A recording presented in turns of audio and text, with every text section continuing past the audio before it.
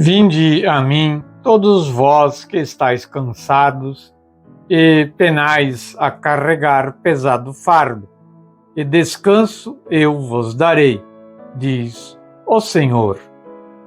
A liturgia deste domingo traz as seguintes leituras, né? Primeira leitura, Apocalipse 7, 2, 4, 9, 14. O salmo da liturgia é o Salmo 23. Segunda leitura, 1 João 3, de 1 a 3. E o Evangelho é Mateus, capítulo 5, versículo de 1 a 12. O Senhor esteja conosco, Ele está no meio de nós. Proclamação do Evangelho de nosso Senhor Jesus Cristo, escrito por São Mateus. Glória a vós, Senhor. Vendo Jesus aquela multidão, subiu a um monte e, tendo-se sentado, aproximaram-se dele e seus discípulos. Ele, abrindo a sua boca, os ensinava, dizendo: Bem-aventurados os pobres de espírito, porque deles é o reino dos céus. Bem-aventurados os mansos, porque possuirão a terra. Bem-aventurados os que choram, porque serão consolados. Bem-aventurados os que têm fome e sede da justiça, porque serão saciados. Bem-aventurados os misericordiosos, porque alcançarão misericórdia. Bem-aventurados os puros de coração, porque verão a Deus. Bem-aventurados os pacíficos, porque serão chamados filhos de Deus. Bem-aventurados os que sofrem perseguição por amor da justiça, porque deles é o reino dos céus.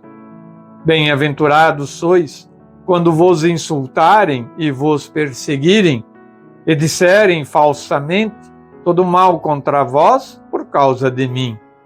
Alegrai-vos e exultai, porque é grande a vossa recompensa nos céus, pois assim perseguiram os profetas que existiram antes de vós. Palavra da salvação. Glória a vós, Senhor. Que o Santo Evangelho perdoe os nossos pecados e oriente a nossa vida.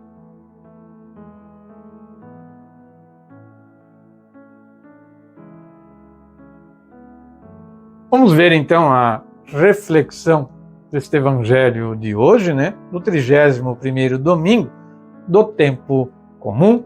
Hoje nós não vamos trazer a reflexão do dia a dia com o Evangelho, né? Nós vamos falar só do catecismo da nossa Santa Igreja Católica Apostólica Romana. Parágrafo 956, sobre a intercessão dos santos, né? Hoje é a solenidade de todos os santos. Os bem-aventurados, estando mais intimamente unidos com Cristo, consolidam mais firmemente a Igreja na santidade.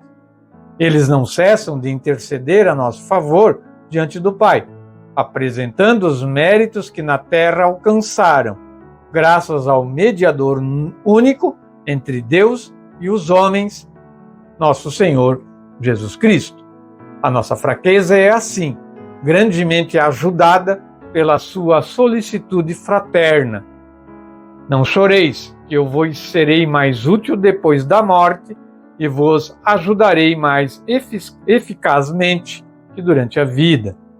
Quero passar o meu céu a fazer o bem sobre a terra. Parágrafo 957. A comunhão com os santos não é só por causa do seu exemplo que veneramos a memória dos bem-aventurados, mas ainda para que a união de toda a Igreja no Espírito aumente com o exercício da caridade fraterna. Pois assim como a comunhão cristã entre os cristãos ainda peregrinos aqui no mundo, nós, então, nos aproxima mais de Cristo, assim também a comunhão com os santos nos une a Cristo, de quem procedem, como de fonte e cabeça, toda a graça e a própria vida do povo de Deus. A Cristo nós o adoramos, porque Ele é o Filho de Deus. Quanto aos mártires, os santos, nós os amamos como a discípulos e imitadores do Senhor. E isso é justo, por causa da sua devoção incomparável para com o seu Rei e Mestre. Assim, nós possamos também ser seus companheiros e condiscípulos, imitadores, seguidores dos seus exemplos. Parágrafo 958.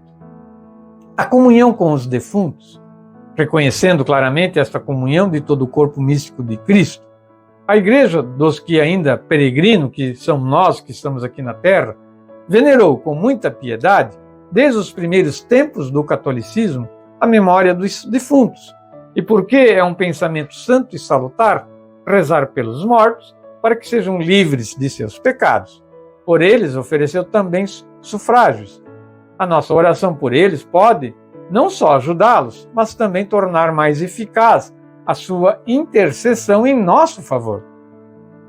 Parágrafo 959. Na única família de Deus. Todos os que somos filhos de Deus e formamos em Cristo uma família, ao comunicarmos uns com os outros na caridade mútua e no comum louvor da Santíssima Trindade, correspondemos à íntima vocação da Igreja. Parágrafo 960.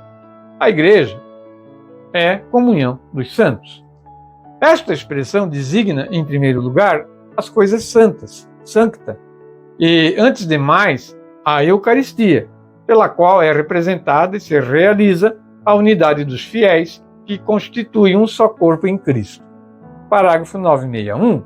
Este termo também designa a comunhão das pessoas santas, sancti, em Cristo, que morreu por todos, de modo que o que cada um faz ou sofre por Cristo e em Cristo reverte em proveito de todos.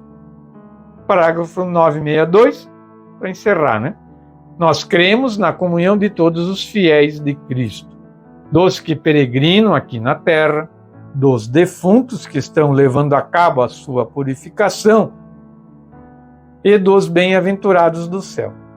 Os que estão levando a cabo a purificação é quem está no purgatório, e tem aqueles que já estão no céu, que não passaram pelo purgatório,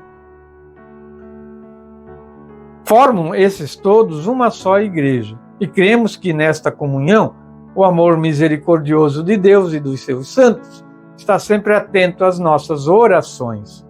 Então nós veneramos com consciência os santos e oramos pelos nossos defuntos de maneira digna? É a pergunta que devemos fazer.